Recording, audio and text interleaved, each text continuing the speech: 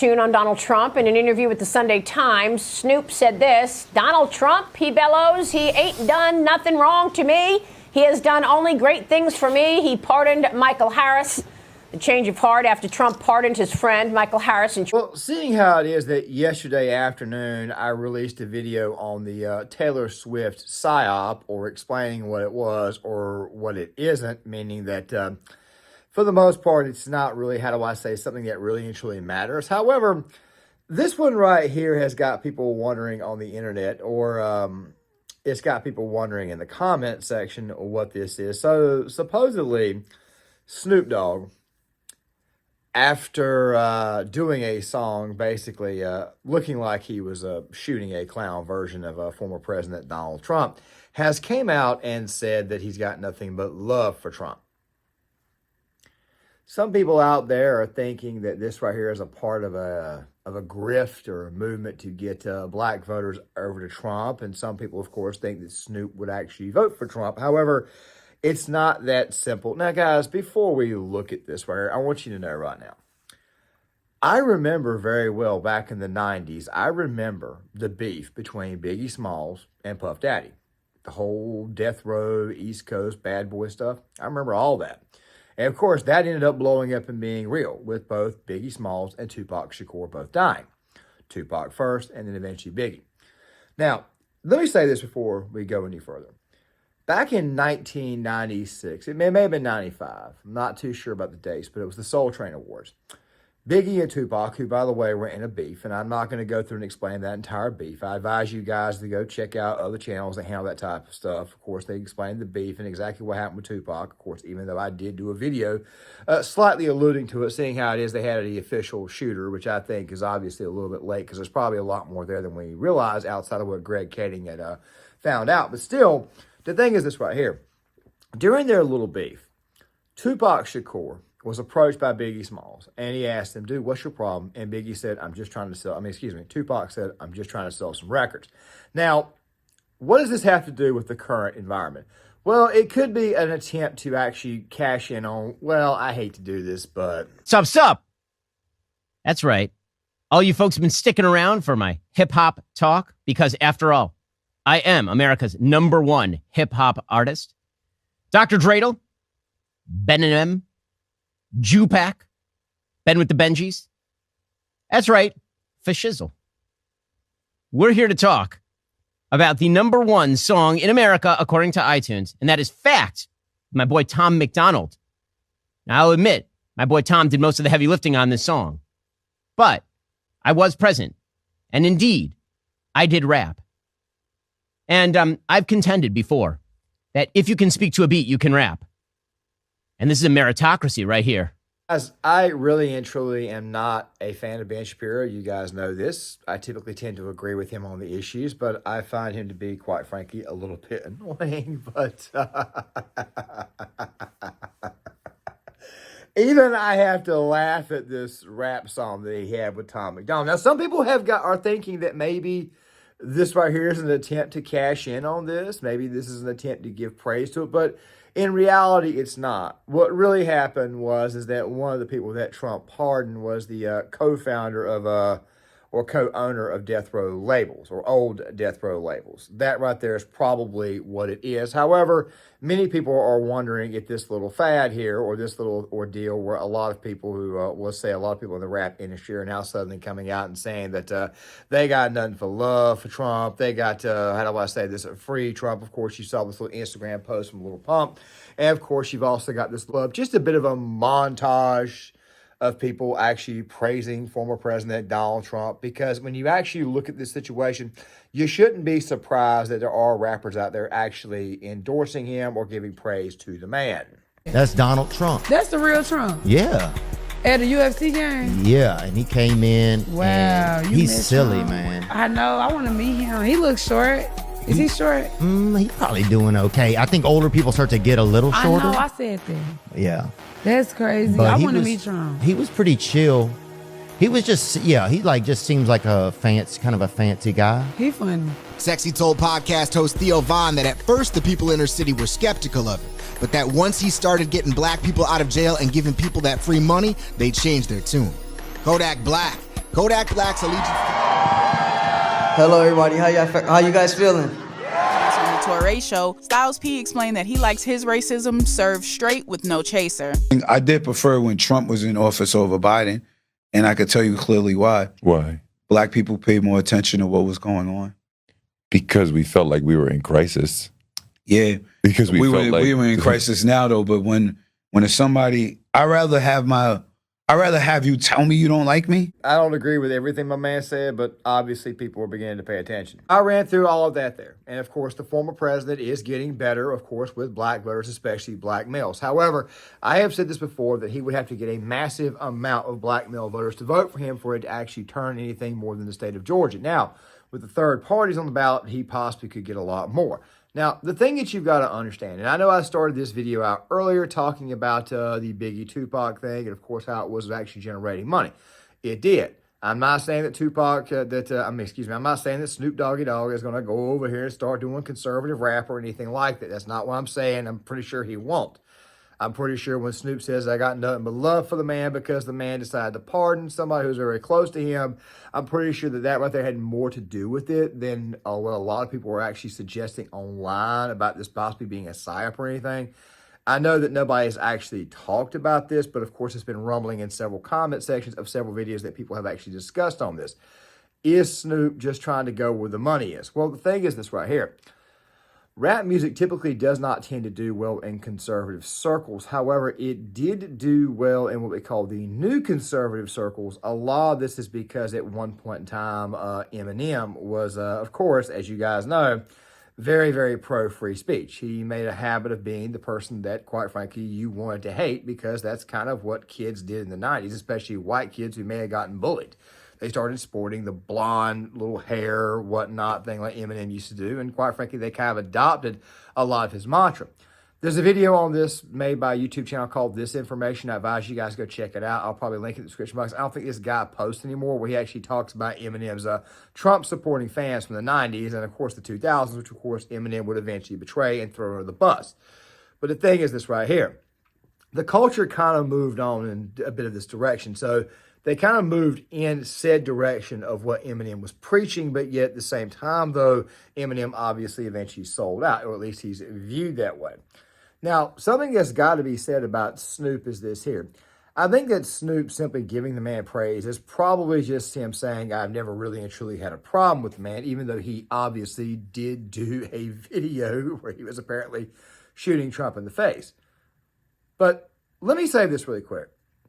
Is it at all possible that maybe what Snoop was simply doing was cashing in on the anti-Trump grift at the time? Think about this. After Trump got into office, or after Trump got elected, next thing you know, you see anybody and everybody out there screaming, F Donald Trump. And of course, you see Madonna out here saying that somebody should blow up the White House. I'm not saying somebody should, YouTube. I'm quoting what somebody else said. Johnny Depp basically saying John Wilkes Booth needed to come back. Essentially, what he insinuated. It's a thing is this right here. It was a never Trump, anti-Trump grift. And I'm not saying that these people are not anti-Trump, never Trump, but of course, a lot of people automatically assumed at this point in time that maybe somebody is trying to cash in on said grift. But then again, though, when you listen to what Patrick Bet David is about to say, you think that maybe when you actually look at the situation, because they discussed it on the Patrick Bet David podcast, it could be something else that's going on here. Snoop who had something to say. So here's Snoop just recently, if you want to pull this up, Rob. Snoop Dogg praises Trump, nothing but love and respect. A rapper, an advocate for equity, Snoop Dogg has had a recent change of tune when it comes to former President Trump. In a new interview, Snoop Dogg, do you have the video or no, Rob? Can you pull it up to see if you have the video? It's an article, so it was given to the Sunday Times. Saying Trump's praises after a long history of condemning the former president and his supporters. Donald Trump, ? He ain't done nothing wrong to me. He's done only great things for me. He pardoned Michael Harris. So I have nothing but love and respect for Donald Trump. Michael Harris, an associate of Death Row Records, co-founder of Suge Knight, and the founder of the label's parent company, Godfather Entertainment, was pardoned in 2021 as one of Trump's final decisions before leaving office. Gangster. Snoop Dogg was famously signed by the label only to leave later in his career. He quitted it in 2022. And Harris was imprisoned on charges of conspiracy and attempted murder for over those 3 decades. Snoop Dogg praised Trump at the time of his commutation of Harris. By the way, didn't he end up buying Death Row Records? I think he did. Snoop ended up buying Death Row Records. And then at the same time, Steve Harvey comes out and says the following. I don't know if you have this clip or not, Rob. If you don't have it, all good. If you do have it, just play it. How long ago is this, by the way, this clip? Can you see how long ago this clip was? So this is pre-2016. This is 7 years ago. Pre when he ran. Yes. When Steve Harvey. So we don't need to play this clip. But this was when he said this. But for Snoop to say that, what do you think? What do you think's going on for Snoop to say? And by the way, how many followers does Snoop have on Instagram? I know it's a big number. That is huge. Let me see this here. Snoop on Insta must have 85 million followers on Instagram. 85 million followers on Instagram. How much of an impact does this have for Snoop to say this? Let me say this really quick. That right there is the first half of this right here. Okay, only the first half. I'll play for you guys the second half here in a second. Okay, here's the thing about this right here. What I did not put in here was the previous 3 minutes. If I had put the previous 3 minutes in this little bit, then obviously the video would be too long. I am going to link the full podcast episode in the description box. It is roughly the last 15 minutes of the episode. We're starting out from about, I'd say, an hour and 38 minutes to the final. It's like the final 24 minutes, okay? I advise you guys listen to it. What they were talking about was the gender identification issue. They were talking about the LGBTQ issue. They were talking about that first, and then it suddenly transitioned into Snoop Dogg. And why is it Snoop Dogg was suddenly giving praise? Now, as I immediately assessed when I actually heard this, I knew it right away. Snoop Doggy Dogg, Snoop is not going to be out there voting for Donald Trump. That's not what's going to happen. He'll probably just stay home on election night. Okay? He has a history with him. You see pictures of him with Donald Trump. And, of course, there's also this little bit here. On its entrepreneurial spirit. And that spirit is best demonstrated by none other than my friend Snoop Dogg. His is a tale of do-rags to riches. True. It's true. He's very proud of that. That's why I'm so happy to see Snoop sitting up here next to his former rival, Biggie Smalls, right here. Lots of great people on both sides. I know Harry, he's a great person.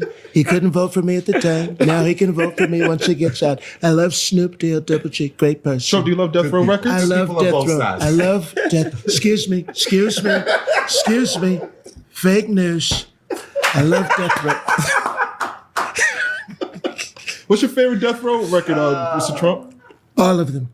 All of the Death Row records. Don't try to pin me down. I see what he just. Excuse me. Fake news. Excuse me. Fake news. Fake news.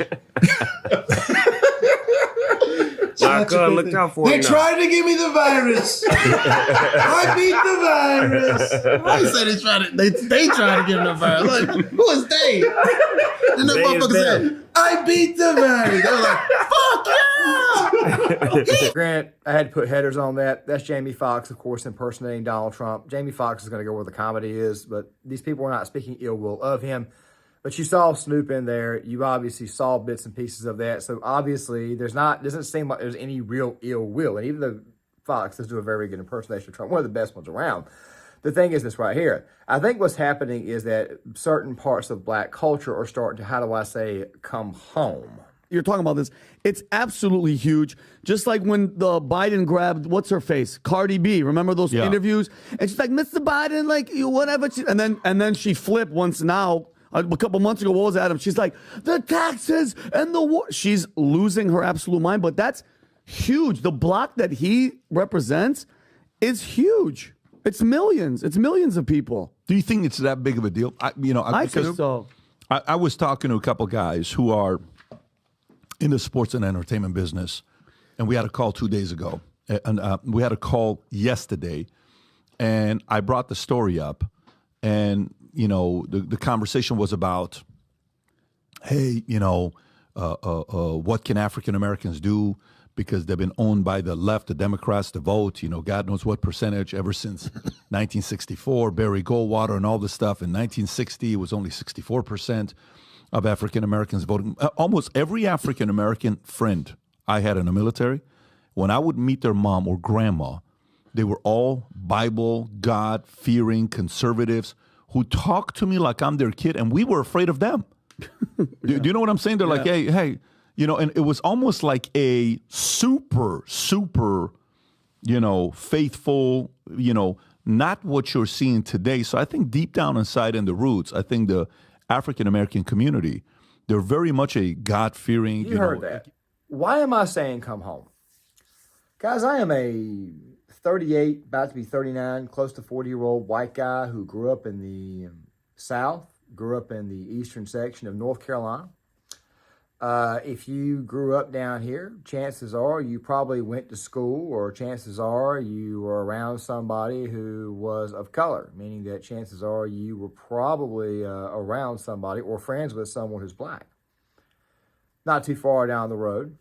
And if this right here is the case, then you would obviously know that there are black churches everywhere. And of course, in those black churches, these people obviously go to these black churches. Very, very religious. It's not just people who live in the South. It's also black folks who live across the country. For the most part, they're very, very much God-fearing, very devout. For the most part, they try to be. Of course, obviously, black culture is a little bit different than white culture in some regards, but down South, it's not that different. The thing is this right here. One of the main things that has really and truly bothered African-American families recently has been this push by a certain rainbow community. That has obviously bothered, and that right there has stoked fear in certain communities. So that right there could also have something to do with it as well. Me personally, I think it's got more to do with the fact that Snoop, one of his friends, was given a pardon by Trump. I think that right there is the real reason why. And quite frankly, nobody has actually spoken. By the way, it's the same guy who endorsed Hillary Clinton in 2016. He also endorsed, I think, Ron Paul in 2012 because of Ron Paul's stances on marijuana, but he would ultimately end up voting for Obama. The thing is this right here. Snoop may be seeing what's going on in the community. Snoop may just need an additional incentive to go ahead and come on out and say it, because if you praise Donald Trump publicly nowadays, guess what? You will be maimed and you will be maligned. However, you are seeing a lot of rappers who, quite frankly, appeal to young black males who, by the way, let me just go ahead and say this, are very influential in that community, are starting to stand up. But why are they actually standing up? Watch this. I said that. Yeah. That's crazy. But I he want to was- meet Trump. He was pretty chill. He was just, he just seems like a kind of a fancy guy. He funny. Sexy told podcast host Theo Von that at first the people in her city were skeptical of him, but that once he started getting black people out of jail and giving people that free money, they changed Trump had their us tune. eating during the pandemic. Trump had us eating during the pandemic. Okay, cool. I just want to ask the question: Are you supporting him for the right reasons, or are you supporting him because you got a CARES Act check? I'm just asking. I don't think that the CARES Act check is the reason why it is that they're supporting him. I'm not saying that at all, because Biden would obviously throw another check out there too. And of course, eventually he also told people it was worth $2,000 when it actually wasn't. It was actually worth a lot less. He didn't explain it was coming in two forms like an idiot that he is. But the thing is this right here. If you're going to be supporting somebody, you need to be doing it for the right reasons. With that right there being said, guys, make sure you guys please leave a comment in the comment section. Tell me what you guys think. Please leave a like on the video, so that way the video will go up the algorithm. Please share the video. Also, something else too, like I said before, please sign up in the comment section. Cut the notifications bell on, and I'll you know right now that I am in no way, shape, or form asserting that this is the reason why it is that black males are voting for Donald Trump. I ran into many men, quite frankly, around here who actually do wear MAGA hats. Some of them, of course, are black men who do. It's not that much of a MAGA area, but of course, if you see people of color walking around basically saying, look, they don't really hate Trump around here or anything like that. And of course, some of these people actually do like the man.